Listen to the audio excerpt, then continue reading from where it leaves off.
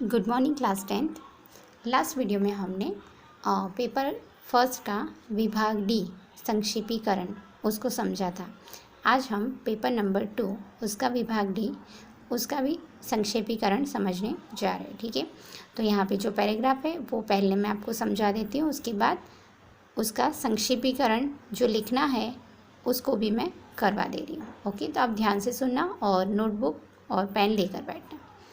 तो यहाँ पे है, લોકો મારું કામ જુએ કે ન જુએ, તેની કદર કરે કે ન કરે, મને શાબાશી આપે કે ન આપે, તોય હું સંપૂર્ણ નિષ્ઠા અને મારી શક્તિના उत्तम धोरण मुजब मारो એ काम करतो रहीश। ठीक है, तो यहाँ पे फादर वालेस ने इस पैराग्राफ में बोला है कि कोई पण व्यक्ति, ठीक है, बहुत सारे लोग मेरा काम देखे ना देखे, उसकी इज्जत करे ना करे, मुझे उसके लिए शाबाशी दे या ना दे, तो मुझे उसकी कोई परवाह नहीं है, पर मैं अपना काम संपूर्ण निष्ठाथी अने मारी शक्तिना उच्चतम धोरण मुजब ये करतो रहीश। ठीक है, तो मेरे बलबूते पे, मेरी ईमानदारी से, मेरी निष्ठा से और मेरी शक्ति के बलबूते पे मैं अपना काम करते रहूँगा।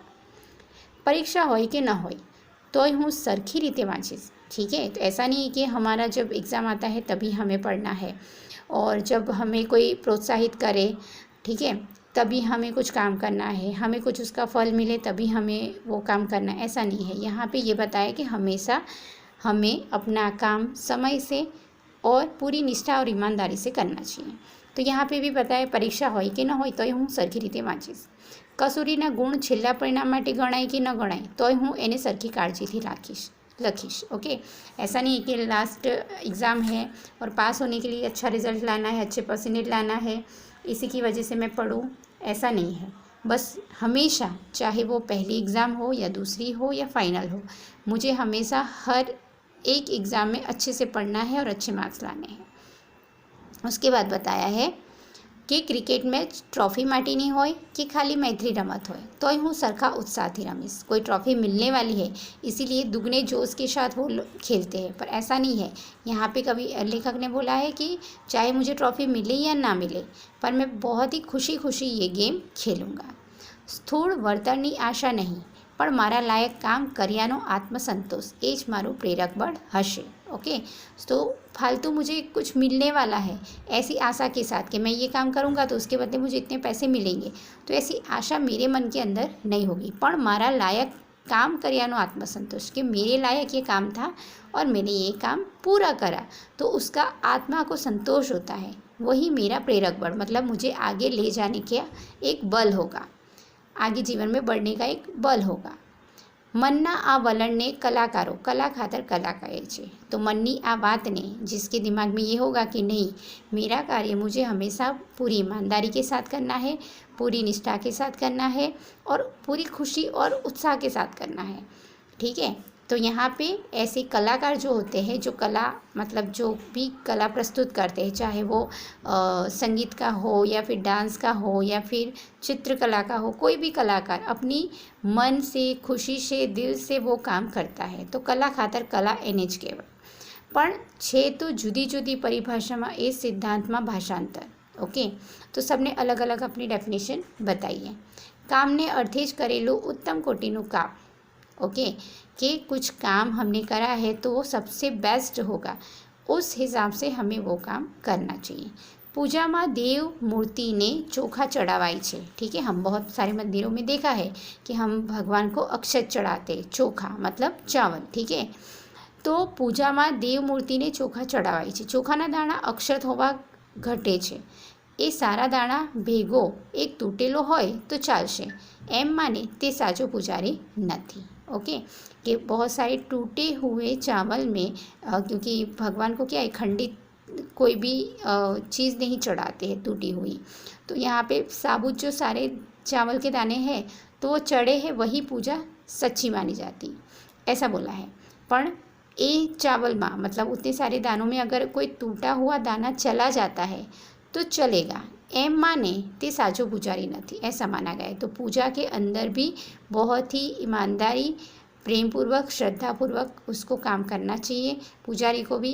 तो यहाँ पे अगर वो सोचेगा कि चलो इतने सारे चावल में कौन ढूंढने बैठा, जाने दे, नहीं टूटा हुआ चला जाए, तो वो सच्चा पुजारी नहीं होता, ऐसा माना है। तो हमेशा हर इंसान को अपना काम पूरी लगन, पूरे उत्साह, ईमानदारी से करना चाहिए। उसके बदले में ये नहीं सोचना चाहिए कि ये काम मैं करूं तो मुझे उसके बदले इतना मुनाफा हो, इतना फ़ायदा हो, मुझे इसका कुछ रिज़ल्ट मिले, ये सोचकर काम करना नहीं है। चाहे क्रिकेट मैच हो, चाहे एग्ज़ाम हो, या जीवन का कोई भी कार्य हो, हमेशा हमें उसको पूरी ईमानदारी और खुशी से वो काम करना चाहिए। अब आप इस पैराग्राफ का जो संक्षिप्तीकरण है 4 लाइन का, उसको लिखो, ठीक है। तो पेन नोटबुक ले लेना, ऊपर आंसर में लिखो, हेडिंग लगाओ इसका, कला खातर कला, ठीक है। पहला एक हेडिंग ये है। दूसरा हेडिंग अगर तुम्हें ये सही नहीं लगता है तो दूसरा हेडिंग भी बता देती हूँ, उत्तम कोटिनु काम। ओके, ये कला खातर कला, ये भी हेडिंग लगा सकते हो। उत्तम कोटिनु काम, ये दूसरा हेडिंग है। और तीसरा हेडिंग भी बता देती हूँ, आत्मसंतोष एज मारू प्रेरक बड़। ओके, 3 हेडिंग मैंने बताए, तीनों में से जो तुम्हें अच्छा लगता है वो तुम लिख सकते हो, ठीक है। अब पैराग्राफ लिखना स्टार्ट करो। जो 3-4 लाइन तुम्हें शॉर्ट में करनी होती है वो संक्षेप में। तो पहली लाइन लिखो, हूँ मारू कार्य पूरी शक्ति, हूँ मारू कार्य પૂરી શક્તિ અને સંપૂર્ણ નિષ્ઠાથી કરતો રહીશ. ઓકે, હું મારું કાર્ય પૂરેપૂરી શક્તિ અને સંપૂર્ણ નિષ્ઠાથી કરતો રહીશ. કદર કે શાબાશીની આશા રાખીશ નહીં. ओके, कोई मेरी कदर करे कि मुझे शाबाशी दे ऐसी कोई आशा रखूँगा नहीं. तो कदर कि शाबाशीनी आशा राखीश नहीं. परिणाम नहीं पण एमा उत्साहपूर्वकनी मारी सामेलगीरीनो मारे मन महत्व होय छे. ओके, परिणाम नहीं पण एमा उत्साहपूर्वकनी मारी सामेलगीरीनो मारे मन महत्व छे. वळतर नहीं पण आत्मसंतोष एज मारू प्रेरक बळ छे. ये सारे सेंटेंस इसी के अंदर है. ओके, कुछ कुछ सेंटेंस मैंने बनाए, कुछ सेंटेंस मैंने इसी से लिए हैं. कामने अर्थे करेलो उत्तम कोटिनु काम ज, कामने अर्थे करेलो उत्तम कोटिनु काम ज कला खातर कला एवो सिद्धांत छे. ओके, फिर से रिपीट कर रही हूँ 4 लाइन. हूँ मारू कार्य પૂરેપૂરી શક્તિ અને સંપૂર્ણ નિષ્ઠાથી કરતો રહીશ.